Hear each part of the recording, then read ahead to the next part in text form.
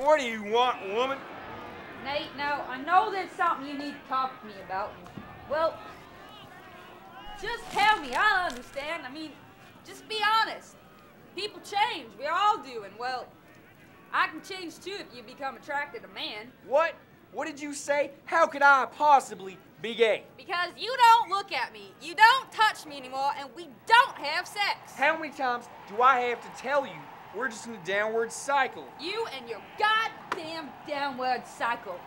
It's been 4 months, Nate. Why is it my fault? Could be yours. You ever think of that? Excuse me? My fault? How's it my fault?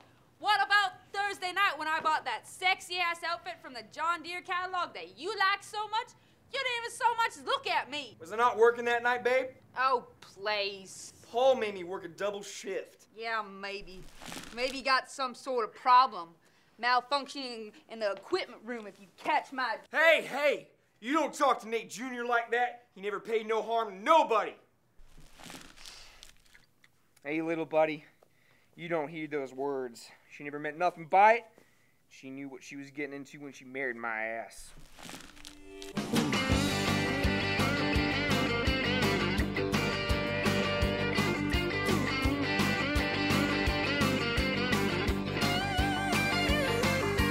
Six o'clock on Friday evening, Mama doesn't know she's leaving till she hears the screamer slamming, rubber squealing.